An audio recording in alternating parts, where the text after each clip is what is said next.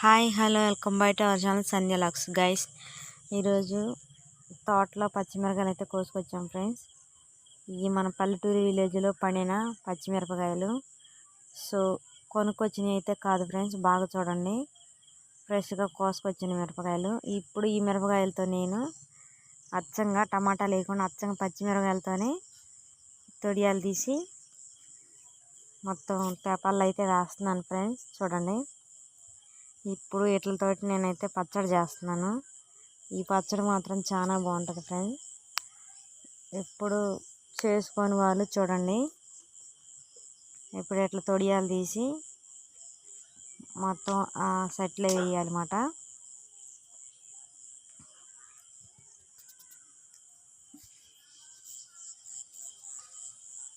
నేను మా పాప అయితే తొడియాలు తెస్తున్నాం మిరపకాయలకి.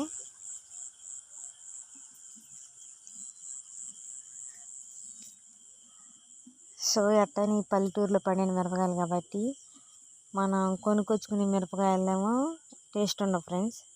ఈ మాత్రం నాటుకాయలు కాబట్టి పచ్చడి చాలా టేస్ట్ ఉంటుంది. ఎందుకంటే మేము పల్లెటూరులో ఉంటున్నాం కాబట్టి తెలిసిద్ది మాట.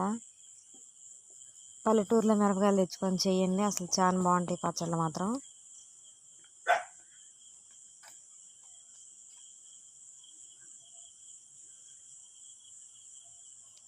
తొడియాలు అయితే తీసాను ఫ్రెండ్స్. ఇప్పుడైతే వాటర్ పోస్తున్నాను కడగటానికి శుభ్రంగా. వాటర్లో అయితే శుభ్రం కడిగి నీళ్ళైతే ఉంచుకున్నాను. కరివేపాకు అయితే 2 రెబ్బలు అయితే వేయాలి ఫ్రెండ్స్.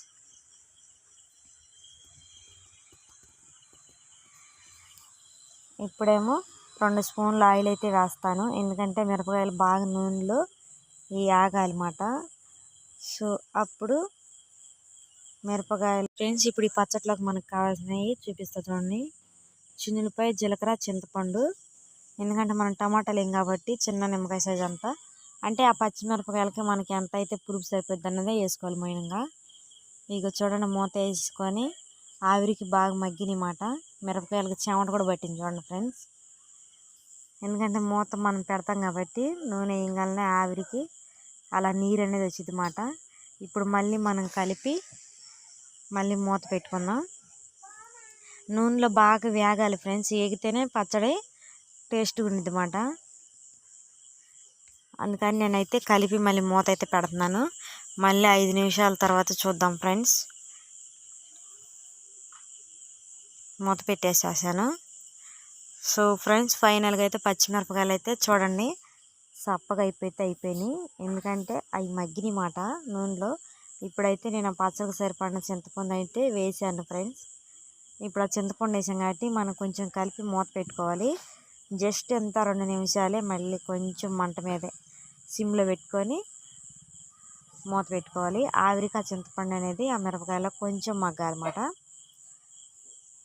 సో నేనైతే గ్యాస్ కట్టేసాను ఫ్రెండ్స్. ఇప్పుడైతే మూత పెట్టుకుందాం మనం. సో మూత అయితే పెట్టాను ఫ్రెండ్స్. ఇంకా రోటి కాడికి వెళ్ళి రోలు అయితే శుభ్రం కడుక్కుంటున్నాను, ఎందుకంటే మనం రోట్లోనే నూరాలి పచ్చడి టేస్ట్ ఉండిద్ది మాట. మనం మిక్సీలో అట్ట వేయకూడదు ఫ్రెండ్స్, ఎందుకంటే అందులో పచ్చడి రుచి ఉండదు అన్నమాట. కొంచెం చాకరైనా సరే రోట్లో నూరుకొని తింటేనే బాగుంటుంది. సో నేను మిరపకాయలు అన్నీ రోట్లో వేసుకుంటున్నాను, శుభ్రం కడిగాను, రోలు రాకలకుండా.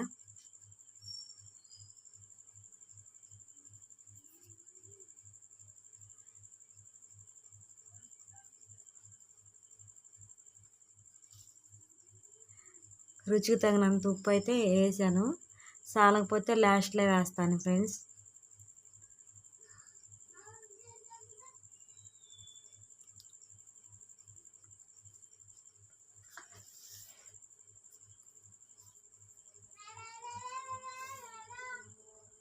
మిరపకాయలు పక్కకు పోకుండా మనం చిన్నగా దంచాలన్నమాట.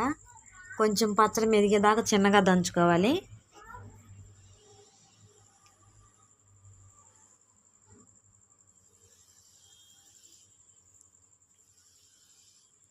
నేను ఈ పచ్చడి నైట్ 7 చేస్తున్నాను ఫ్రెండ్స్, సాయంత్రం చేస్తున్నాను. ఎందుకో పచ్చడి తినాలనిపించింది. ఇంకెమ్మటనే మన తోటలో మిరపకాయలు అంటే మన తోటలు కాదు ఫ్రెండ్స్, పల్లెటూరులో మిరప తోటలు వేస్తారు కాబట్టి మిరప తోటలో పచ్చిమిరపకాయలు అన్నమాట. సో ఎందుకంటే మేము చిన్నప్పుడు మిరపకాయలు కొయ్యడానికి వెళ్ళినప్పుడు మా అమ్మ నరుతుండిద్ది పచ్చడి చింతపండు వేసి, అస్సలు మంటే ఉండదు. మనం ఎన్ని రోజులు తిన్నా ఏమిటి కొట్టదు ఫ్రెండ్స్, ఎందుకంటే అంత టేస్ట్ ఉంటుంది పచ్చడి. సో అమ్మ చేతితో తిన్నాం కాబట్టి ఇప్పుడు కూడా మర్చిపోకుండా చేసుకుంటున్నాను నేను. పచ్చడి అయితే మెదిగింది ఫ్రెండ్స్. దాంట్లో చింతపండు కొంచెం బాగా మెదిగేలాగా కొంచెం అలా నూరాలన్నమాట, ఎందుకంటే చింతపండు మెదగదన్నమాట.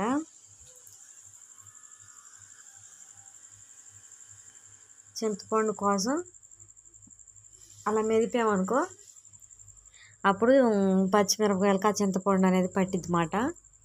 సో అందుకని అలా దంచాలి.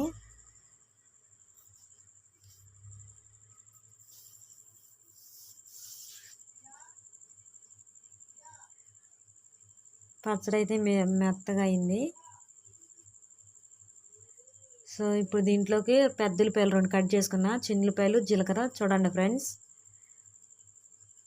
పెద్ద ఉల్లిగడ్డల పచ్చిమిరకాయల పచ్చడి.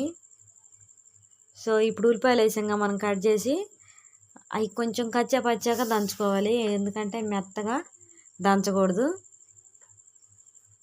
ఎందుకంటే కచ్చా పచ్చగా దంచుకున్నాక మనం తినేటప్పుడు అవి నోటికి తగులుతుంటాయి కదా, పచ్చడి రుచిగా అనిపించింది అన్నమాట.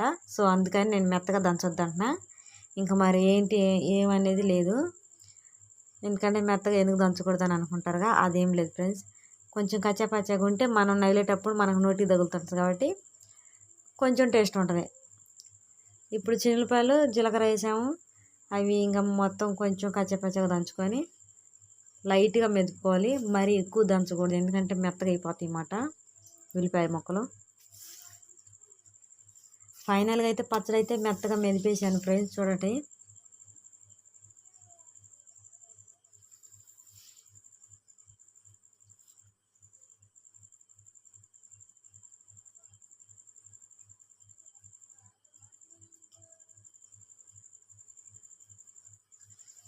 ఇప్పుడు మళ్ళీ ఒకసారి కింద మీద గెంటితో కలిపాను. నేనైతే ఉప్పు చూసాను ఫ్రెండ్స్, ఉప్పు అయితే కొంచెం లైట్గా సరిపోలేదు ఉప్పు.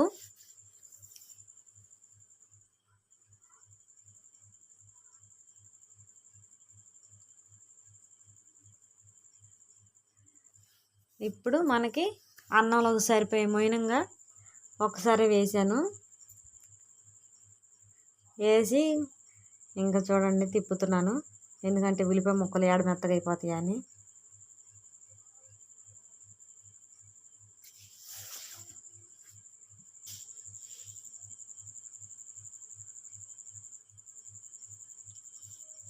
సో పచ్చడి అయితే రెడీ అయింది ఫ్రెండ్స్. ఇంక నేనైతే ఇది మొత్తం తీసి రోకల బండ పక్కన పెడతాను, పెట్టి ఇంకా మనం వేరే గిన్నెలోకి అయితే దీన్ని తీసుకున్నాము.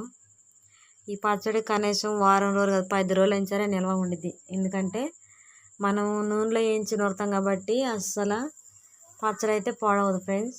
ఇంకా పచ్చడి మాగే కొందరు టేస్ట్ ఉంటుంది ఇంకా. సో చూసారుగా ఫ్రెండ్స్. సో ఫైనల్గా పచ్చడి అయితే రెడీ అయింది, బాక్స్కి అయితే పెట్టేశాను ఫ్రెండ్స్, ఇక చూడండి. ఓకే ఫ్రెండ్స్, నా పచ్చడి నచ్చినట్టయితే కొత్తగా ఎవరైనా చూస్తుంటే మన ఛానల్ సబ్స్క్రైబ్ చేసుకోండి. వీడియో నచ్చినట్టయితే చిన్న లైక్ అయితే చేయండి ఫ్రెండ్స్. మీరు లైక్ చేసేదాన్ని బట్టి నా వీడియో కొంతమంది కాడికి వెళ్తే. Okay friends, bye. నెక్స్ట్ వీడియోతో రేపు వస్తాం.